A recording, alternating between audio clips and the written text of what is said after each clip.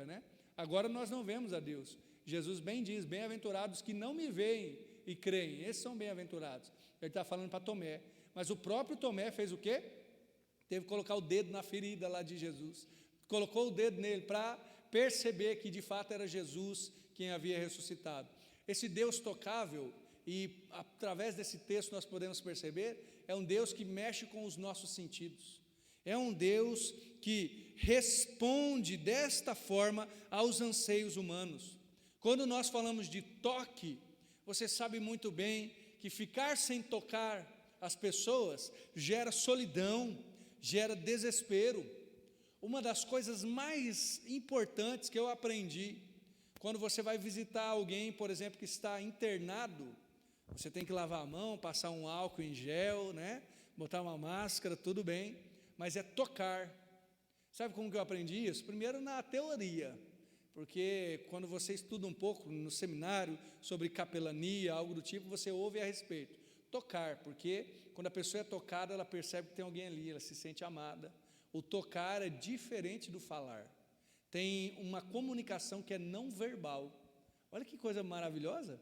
E João está dizendo, ele nós tocamos. Como se a gente dissesse, olha, nós abraçamos, andamos com ele estava aqui do nosso lado.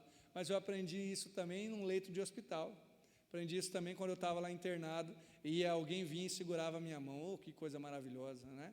Você sente que alguém está do seu lado, que está te apoiando, que está ali contigo. Tocar, um toque pode mudar a vida. Tocar em Jesus pode mudar as nossas vidas. E ainda mais ser tocado por Ele. As nossas mãos apalparam dele. Nós não podemos mais fazer isso fisicamente, mas nós podemos. E nós ainda temos um Deus tocável. Um Deus que está presente, que está perto, que se manifesta, que se revela, que está ao nosso lado, que ouve as nossas orações, que ouve e vê o nosso choro, porque Ele é um Deus presente. Esta é a questão, essa é a ideia de um Deus tocável. O Tomé é um grande exemplo disso, né? Tomé é um grande exemplo, porque ele duvidou que Jesus tinha ressuscitado. E sabe como que Jesus mata essa dúvida? Vem aqui, toca em mim, para você ver se eu não sou de carne e osso ainda, se eu não sou humano, se eu não estou próximo de você também. Se Jesus deixou ser tocado por Tomé, se João está dizendo que também os seus discípulos podiam abraçá-lo, tocá-lo de alguma maneira, é sinal de que Jesus não despreza a humanidade, Jesus não despreza o ser humano, diferente dos gnósticos que achavam que tudo que é humano era necessariamente errado. Gente, esse Deus que se deixa tocar é um Deus que me ensina que não está errado nós em sermos humanos, em termos as nossas necessidades, até mesmo nossas angústias, termos as nossas paixões, não paixões erradas, né? Mas os nossos anseios, isso não está errado necessariamente. Tudo isso nós devemos pegar e colocar aos pés de Jesus e dizer, Senhor, ser humano não está errado, porque se estivesse, Deus não teria se tornado ser humano. Aliás, Ele não teria nem criado a humanidade.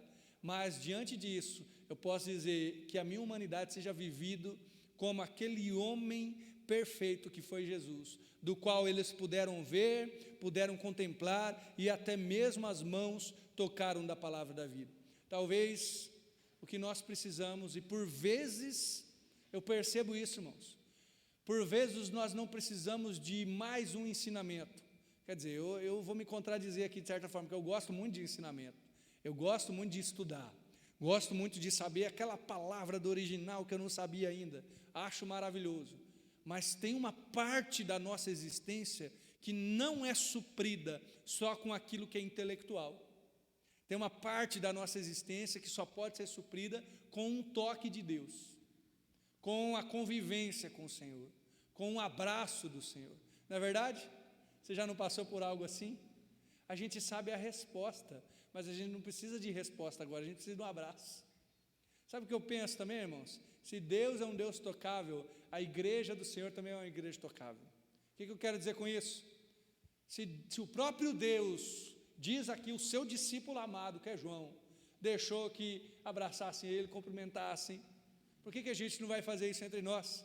Por que a gente não vai ser um povo de amor que se abraça, e mais do que isso, né? Que se ajuda, que está junto, que vive em comunhão, porque nós servimos esse Deus, não é o Deus dos gnósticos, não, nós servimos esse Deus verdadeiro. A segunda coisa, e também óbvia, é que se ele se deixou tocar, e se deu para ver ele era um Deus próximo, um Deus que estava perto. A palavra diz: perto está o Senhor. Quando Jesus anuncia a chegada do reino, no começo do ministério dele, lá em Marcos 1,15, ele fala assim: arrependei-vos, porque o reino de Deus está próximo, ou o reino de Deus está perto, e alguns traduzem como o reino de Deus está entre vocês.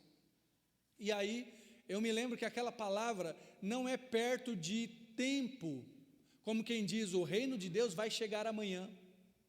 O reino de Deus está próximo, hein? Semana que vem, igual o lançamento de filme, né? Chegando em breve, semana que vem. Não, não é isso.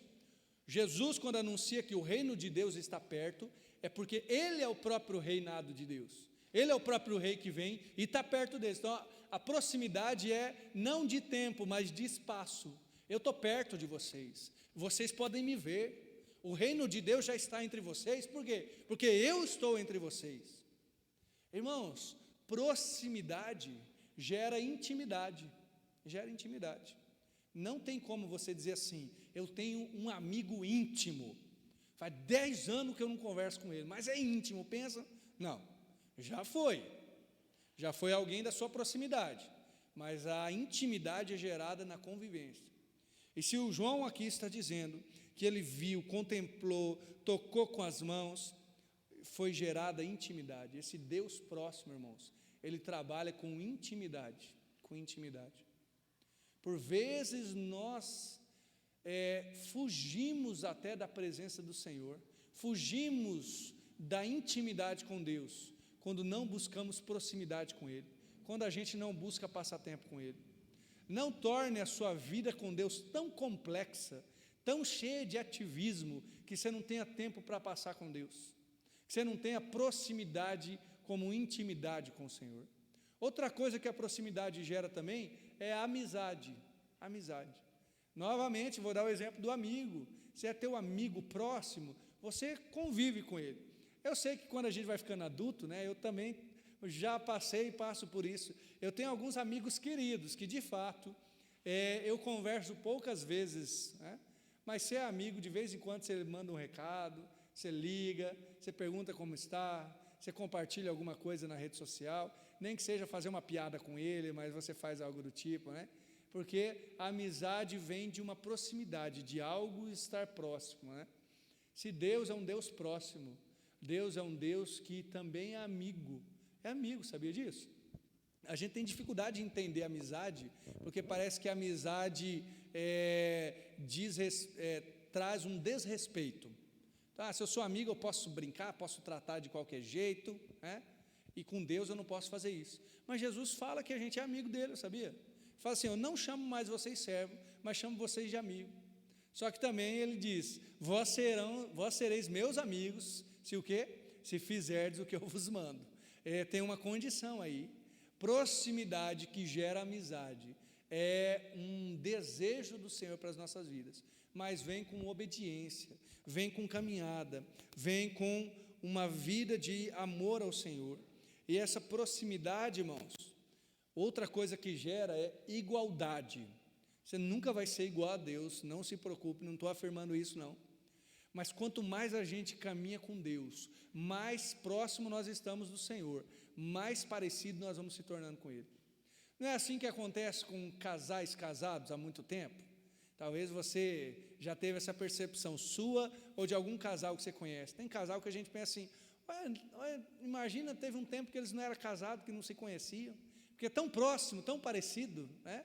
A conversa vai se tornando próxima, o jeito de falar, o jeito de conversar, ou talvez uma proximidade até maior, porque é sanguínea, de pai e filho, de mãe e filho, ou mãe e filha, né? Tão próximo, como é tão parecido, né? A proximidade, a convivência vai gerando igualdade. Quanto mais eu convivo com esse Deus que é próximo, quanto mais os meus olhos o veem, quanto mais eu abraço, quanto mais eu toco nele, mais parecido com ele eu vou me tornando. Aliás, tem um detalhe aqui, gente: você está se tornando mais parecido com alguém ou alguma coisa. Isso é uma verdade contínua. Pode ser que você esteja se tornando mais parecido com um ídolo. Você está se tornando mais parecido aí com o Neymar. Sei lá, foi o que me veio na mente aqui. Neymar, sei lá quem. Com alguém que você ama, que você vê na televisão, que você vê na internet. Ah, essa pessoa, esse aqui. E você vai se tornando parecido com ele, é verdade. Porque quando nós olhamos muito para alguém, essa ideia, nós vimos, nós contemplamos, nós enxergamos como belo, isso é contemplar, né? Enxergamos como inspirador, isso vai transformando a gente. Olha que coisa maravilhosa, esse Deus que é próximo, a tal ponto da gente ver Ele, tocar nele, é um Deus que vai fazendo com que a gente se torne parecido com Ele, por causa dessa proximidade. E aí você vai começando a viver e a conviver mais parecido com Jesus. Eu tenho temor, então não vou dizer igual Jesus, porque isso seria demais, né? Mas em alguns momentos você vai dizer assim, olha, eu nem me reconheço mais, eu era de outro jeito, mas na proximidade com Jesus, o que vai acontecendo? Você vai se tornando mais parecido com Ele, que coisa maravilhosa. Esse Deus que é um Deus tocável, um Deus que até mesmo toca em nossas feridas, que mexe com a gente, é um Deus próximo, um Deus amigo. E aí eu imagino que João está dizendo assim, e aí gnósticos, o que vocês têm para dizer? Nós não temos mais necessariamente esse tipo de grupo de seita, né? Talvez algo próximo a isso, mas não necessariamente essa seita, mas nós podemos olhar para o mundo e dizer, de fato, nós temos um Deus próximo. Todos os ídolos deste mundo não são ídolos próximos, porque eles pedem um relacionamento comercial. Me dê tanto que eu te retorno tanto, né? No comércio não há nada contra isso, né? O comércio, aliás, é assim, mas a relação com Deus não deve ser assim. No mundo é assim. Tem até uma canção antiga que diz, o meu Deus está no céu, também no meu coração. O do mundo está morto, mas o meu ressuscitou. Esse contraste com o Deus dos gnósticos é o contraste também que nós fazemos com o Deus desse século. O nosso Deus é próximo, Ele ressuscitou, Ele fala com a gente, Ele convive conosco, Ele está ao nosso lado, Ele nos transforma, eu vou me tornando mais parecido com Ele. E aí eu pergunto para você, tem sido assim? Tem sido assim na sua vida? Eu espero que sim. Esse Deus próximo e esse Deus tocável, Ele é um Deus também pessoal, um Deus pessoal. Sabe por quê, irmãos? E aí eu volto aqui para este grupo, que é dos gnósticos, eles criam em Deus, mas este Deus não poderia ser um Deus de carne e osso, e não poderia ser um Deus que se revelasse diretamente ao ser humano. Olha só como que era a ideia deles. Deus estava lá no céu, na glória, onde eles chamassem lá, só que Deus falava a palavra dele para o segundo, que era uma espécie de semideus, né? um Deus menor. O segundo falava para o terceiro, era uma escadinha até chegar, sei lá, no 10º, no 20º, e aí este que falava à humanidade, porque Deus estava tão distante que ele não poderia nem chegar perto da humanidade. Olha que coisa difícil deles entenderem de Jesus, né? Agora, esse Jesus é um Deus pessoal. Enquanto eles creem que Deus está distante, nós cremos que Deus está perto. Enquanto eles creem que Deus é um Deus impessoal, que trata na base do contrato, nós cremos que o nosso Deus é um Deus pessoal. E por ser pessoal, é um Deus relacional. Perceba aí, Deus cria o ser humano, Adão e a Eva. O que Deus faz com Adão e Eva? Deus faz o seguinte, toda tarde eu vou aí tomar um chimarrão com vocês, né? Não é não, irmã Sônia? Irmã Eugênia aí, irmã Elzira, vou tomar um chimarrão com vocês. Quem não gosta de chimarrão vai tomar um café, né? Pode ser também, a gente deixa. Toda tarde eu vou aí, vou conversar contigo. Até o ponto que o ser humano pecou, né? E rompeu esse relacionamento profundo, infelizmente. Porém, esse Deus é um Deus pessoal, que cria o ser humano para se relacionar. Mas tem um detalhe ainda mais, gente. Quando Deus cria o ser humano para se relacionar, Deus cria o ser humano para viver em aliança. Viver em aliança. Talvez você já tenha lido aquele texto de 1 Timóteo, não me lembro ao certo onde que está, mas diz assim, se nós sofrermos com Ele reinaremos. Se nós morrermos com Ele viveremos. Você lembra desse texto? Se nós o negarmos, Ele nos negará. Aí já há algo ruim. Mas, se formos infiéis, o que o texto diz? Permanece fiel, porque não pode negar-se a si mesmo. Eu demorei para entender esse texto. Como assim? Ele vai me negar, mas vai permanecer fiel? Sabe por quê, irmãos? Porque Deus trabalha com alianças, e não com contrato. Então, quando Deus é fiel à aliança que Ele fez. Olha o que Deus fez com o povo de Israel, todo o Antigo Testamento. Gente, se fosse nós, no meio do caminho já tinha exterminado, tinha dito, vou criar outro povo. Mas Deus trabalha por meio de aliança, e na aliança, há uma diferença do contrato, que é a seguinte: no contrato, até hoje, aliás, né? Está firmado lá, escrito, papel passado e assinado. Você não cumpriu, eu não preciso cumprir. Não é verdade? No contrato, sim. Você não cumpriu, eu não preciso cumprir. Contrato de compra e venda. Você não pagou, eu não te dou o produto. Fim. A aliança não é assim. A aliança, Deus diz, isso é imutável. Isso eu irei cumprir. Algumas bênçãos o povo de Israel só viveria se estivesse apto a viver, se obedecesse. Mas a aliança, Deus continuou firme com o povo dele, e agora na aliança, como nós chamamos de nova aliança, né? A segunda aliança que vem com Cristo, Deus permanece fiel. Percebe, irmãos? Quando Deus cria Adão e Eva para um relacionamento, para ser um Deus pessoal, e Ele faz uma aliança com Adão e Eva, com a humanidade, que vai ser feita também com o povo de Israel, e depois a nova aliança através de Jesus. Isso tudo para dizer que esse Deus é um Deus que nos criou para relacionamento. Deus nos criou para termos um contato pessoal com Ele, e não um contato impessoal.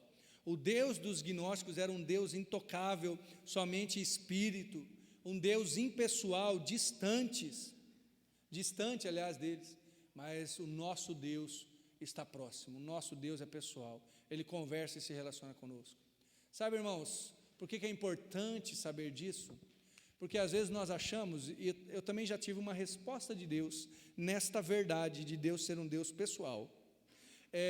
Nós achamos, por vezes, que Deus tem que responder todo mundo do jeito igual. Não é verdade? Eu já pensei isso também, né? E vou dar um exemplo só, de tantos aí que eu tenho, né, na minha vida disso. Mas eu me lembro que quando eu fiz já 2 cirurgias do coração, na segunda cirurgia, depois de uns 3 anos, eu voltei lá para fazer os exames. Eu já compartilhei com os irmãos, que aí os médicos falaram que eu preciso fazer uma nova cirurgia. Aliás, eu estou na fila da cirurgia até agora, mas naquele momento seria uma cirurgia logo, eles imaginavam que seria isso. E aí eu estava hospedado na casa de uma família de amigos dos meus pais, há muitos anos, e lá em São Paulo, né, onde eu faço esses exames e consultas. E aí eu compartilhei com este casal, e a mulher compartilhou o seguinte: olha, você acredita que eu tinha uma arritmia no coração? Fui no especialista, fui no médico, tarará, passou 1 ou 2 anos e a arritmia sumiu. Compartilhou comigo uma questão do coração, né? Estava me tratando do coração. Falou assim: a arritmia sumiu. E ela toda feliz, compartilhando de um testemunho. E eu confesso, irmãos, fiquei com o coração pesado. Fui orar e falar: Deus, como que você faz com os outros e não faz comigo? Então tirou a arritmia da mulher lá, e o meu problema no coração, que era maior. Vai dizer que você nunca passou por isso, irmãos, né? Ou é só o pastor que é pecador desse jeito, né? Mas sabe o que eu percebi? Que Deus é um Deus pessoal. Você não trata as pessoas na sua casa do mesmo modo? Por quê? Porque depende da relação. Você não trata o seu marido ou sua esposa do mesmo jeito que você trata seu filho, porque mudou a relação, muda o tratamento, né? Por mais que seja um tratamento de amor, de carinho, mas é diferente.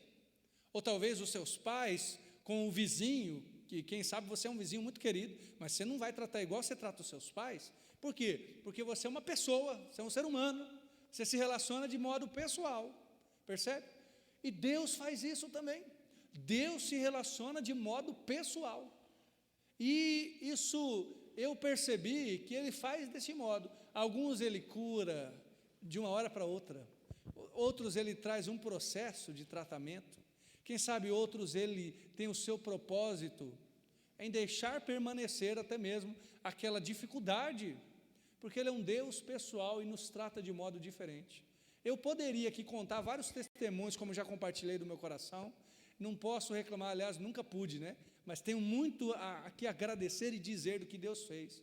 Mas neste caso em específico, Deus ministrou muito ao meu coração, demonstrando isso, quem Ele é um Deus pessoal. Isso também serve, irmãos, para nós em toda e qualquer fase de vida. Normalmente, quando nós estamos num momento difícil, sabe o que a gente faz?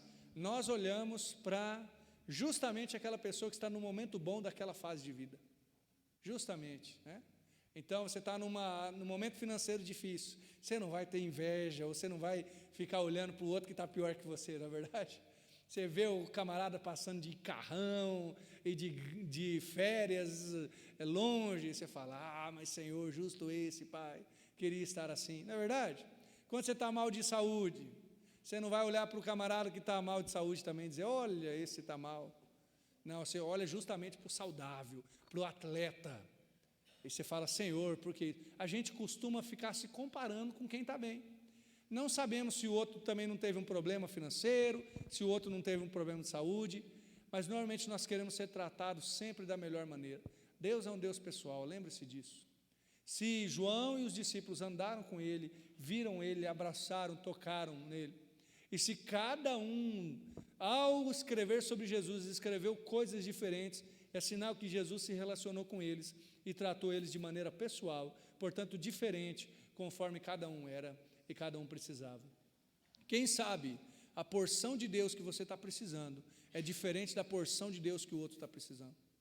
Quem sabe o outro está precisando de algo muito expressivo, de algo muito, assim, quase que brilhante.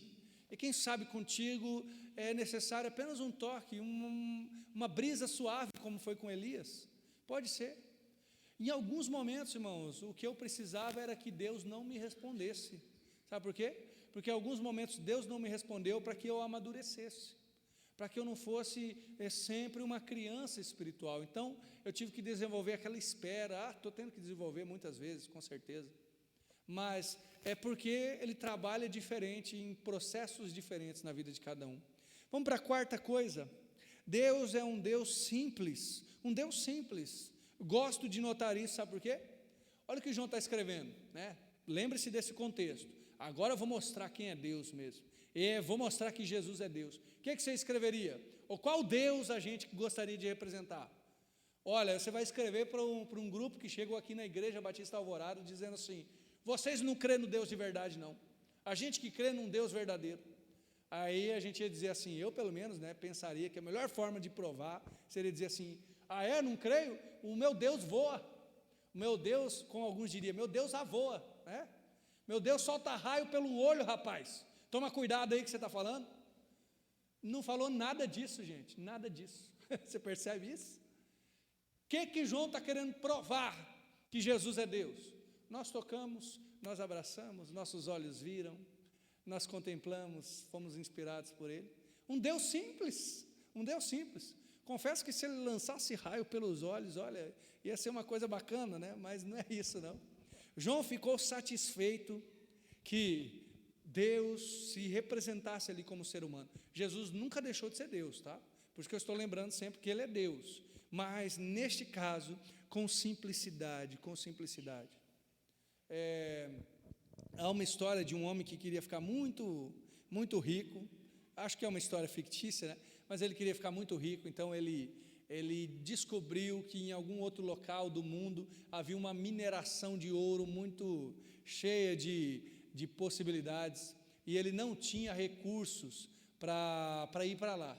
Então o que ele fez? A única coisa que ele podia era vender o terreno da casa dele para ir minerar ouro nesse outro país. Ele falou, mas é agora mesmo, eu vou vender aqui e vou lá e vou conquistar muito ouro.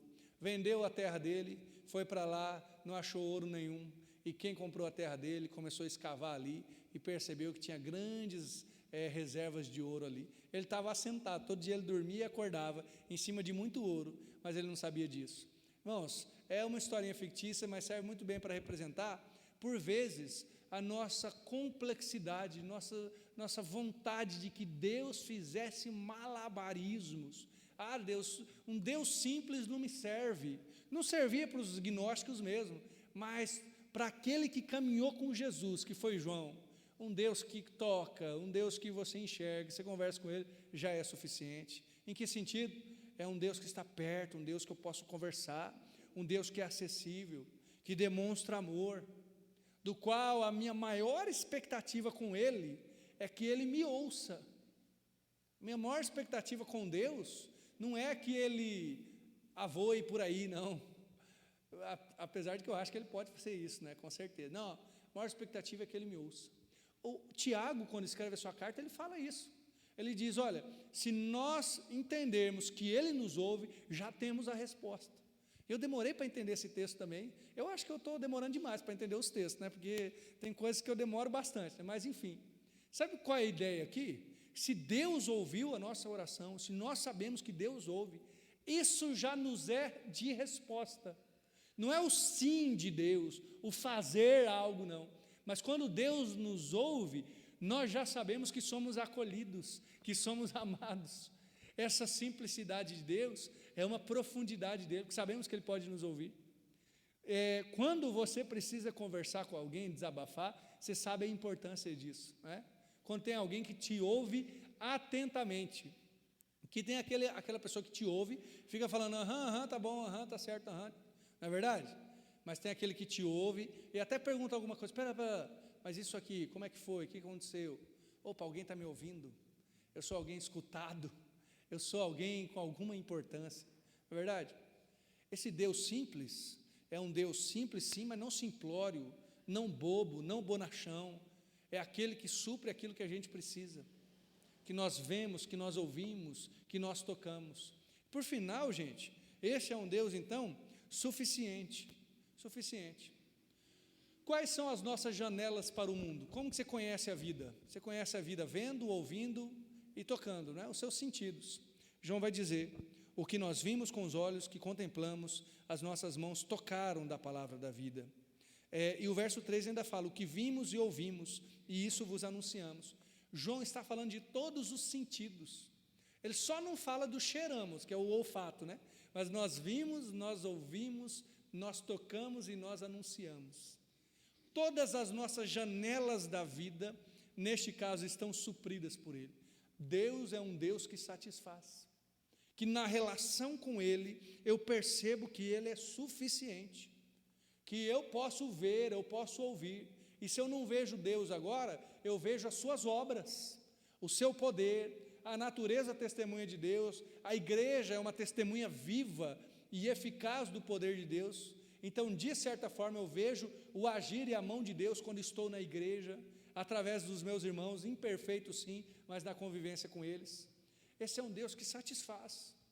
Quando nós nascemos, você sabe muito bem disso, eu fui lembrado recentemente aí pelo nascimento do Isaac, tudo que a gente precisa é o quê? Tocar, comer bastante, né?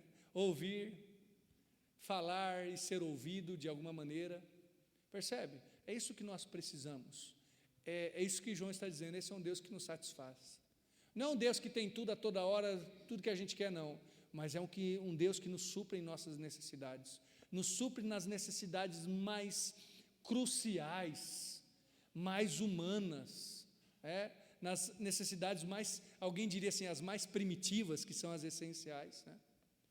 Paulo testifica aos filipenses, que eu não poderia deixar de citar Paulo, né? É importante, que o meu Deus, segundo as suas riquezas, suprirá todas as vossas necessidades em glória por Cristo Jesus. Esse é um Deus que satisfaz. E aí eu pergunto para você tem escutado Ele? Você tem sido satisfeito com esse Deus? Porque assim como o imitar e ser igual a Jesus, se eu não faço com Jesus, eu estou fazendo com alguém. Se eu não estou me satisfazendo em Cristo Jesus, eu estou me satisfazendo em outra coisa. O profeta Jeremias tem uma boa ilustração disso. Deus fala por ele da seguinte maneira: vocês trocaram o meu rio de águas vivas, né, as águas cristalinas, por cisternas rotas, cisternas rachadas, ou cisternas de águas turvas, sujas. O que isso quer dizer? Se eu não vou para esse Jesus que me supre, que me satisfaz, eu certamente vou para algum outro lugar. Eu certamente irei, se eu não como na mesa do Senhor, eu vou comer na mesa do mundo, na mesa deste mundo, seja do inimigo, seja do pecado, tudo isso junto. Mas esse é um Deus que nos supre. naquilo que nós ouvimos, naquilo que nós vimos, naquilo que nós necessitamos. Deixa eu perguntar para você, o que você precisa ser suprido nessa noite? O que você precisa? Eu posso dizer para você que assim, talvez a gente está tão cheio de coisas na nossa mente, no nosso pensamento, que às vezes a gente acha que precisamos ser suprido do que é supérfluo. Isso também Deus, eu creio que Ele nos deixa insatisfeitos em algumas coisas. Senhor, eu preciso daquela coisa grandiosa. Se a gente não precisa, Deus sabe o que a gente precisa mesmo antes de pedir. Então tem coisas que Deus não nos dá, irmãos, porque a gente não precisa mesmo. Mas daquilo que a gente precisa, o que você está precisando ser suprido nessa noite? É daquilo que você vê, daquilo que você ouve, é do toque, é da proximidade, é da relação com Deus, é da presença dEle. Isso de fato é anseio primitivo, anseio essencial, necessário. E Deus é um Deus que satisfaz. A tal ponto, e essa é a ideia da Bíblia, nos tornar tal como esses homens, que você um dia vai poder dizer, alguém chegar para você e dizer assim, como que é esse Deus aí que você diz que serve? Você vai dizer, esse é um Deus que eu tenho visto, eu tenho ouvido, eu tenho tocado, eu tenho me relacionado com Ele. A maior prova de Deus, né? Não é um argumento intelectual necessariamente, mas é a sua vida. É você dizendo, eu estou caminhando com Ele, rapaz. Eu tenho provado e visto que o Senhor é bom, dia após dia na minha vida. Você tem provado, aliás, você pode dizer isso, que você tem provado e visto que o Senhor é bom na sua vida, mesmo nas necessidades, né?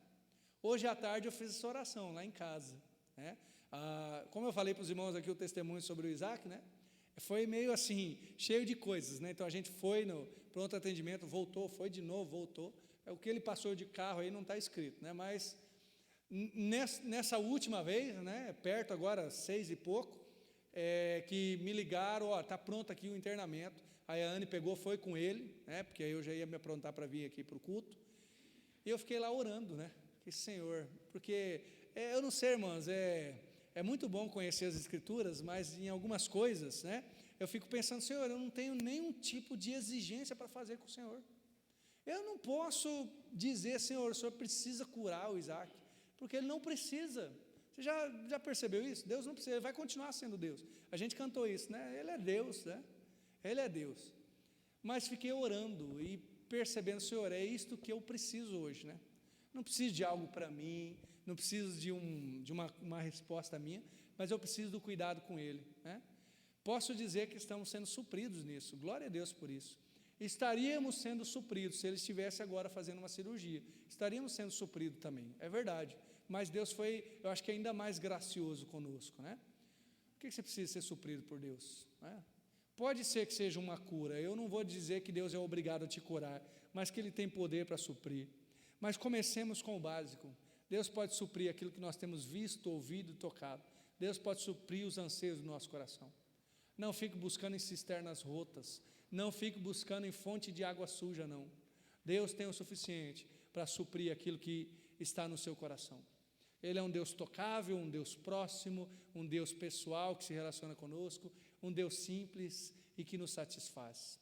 Eu quero orar junto contigo, colocando a nossa vida diante do altar do Senhor e nos dando a oportunidade, né, de falarmos com esse Deus próximo. Eu quero te desafiar a entregar aqui neste momento. Se você tem buscado suprir suas necessidades em algo deste mundo, em algo pecaminoso, que você entregue agora ao Senhor. Senhor, não preciso mais, Deus, deste vício, deste erro, deste pecado. O meu suprimento, a minha satisfação está no Senhor. Você consegue entregar isso hoje no altar do Senhor? E fazer um desafio ao seu coração, porque Deus não precisa ser desafiado. Um desafio ao seu coração, que Ele agora vai lutar para se satisfazer em Deus. Vamos orar. Deus de amor, obrigado por Jesus, aquele que João pode testemunhar, que era desde o princípio, sim, desde o princípio, mas também que nós temos visto, que temos ouvido, que as mãos dos apóstolos tocaram, mas que ainda continuava sendo a palavra da vida. Que grandeza, Senhor, um Deus tremendo, maravilhoso, gigantesco, se posso dizer dessa forma. Estava desde o princípio, é a palavra da vida, mas também um Deus que se torna homem, ser humano, em que podemos nos relacionar, podemos ver, podemos ser tocados por esse Deus. Que coisa maravilhosa, Senhor. E, Senhor, eu posso dizer como eu preciso do seu toque dia a dia, como eu preciso da proximidade da relação com o Senhor. A Deus, em nome de Jesus, o Senhor conhece cada anseio de cada coração. E o Senhor sabe também onde tem sido suprido estes anseios. O Senhor sabe se é nas límpidas águas do teu evangelho e da relação contigo, ou se é em cisternas sujas, de águas sujas, do pecado, da maldade, daquilo que afasta do Senhor. Hoje, Senhor, viemos entregar a Ti mais uma vez o nosso viver, nosso coração. Não queremos beber da água suja, não queremos beber da água do pecado, da maldade, da soberba deste mundo, como o próprio João escreve, mas queremos nos satisfazer no Senhor. Que sejamos supridos da Tua presença. Senhor, alguns aqui, Pai, precisam de uma resposta no seu coração. Alguns aqui estão necessitando de um direcionamento do Senhor. Quem sabe em alguma escolha na vida, quem sabe em algo espiritual. Senhor, supre com a Tua sabedoria, Pai. Supre com o Teu discernimento. Supre com o toque e com o sopro do Espírito Santo, que eu creio que ainda sopra nos corações. Alguns estão precisando, Senhor, de forças mesmo. Forças emocionais, talvez já não conseguem mais lidar com situações. E o Senhor pode renovar corações nessa noite. O Senhor pode suprir. O Senhor pode fazer com que aquilo que está no coração seja renovado. Que o fôlego, o ardor, a vontade de viver seja refeita. Não por forças humanas, mas pelo poder do Teu Santo Espírito.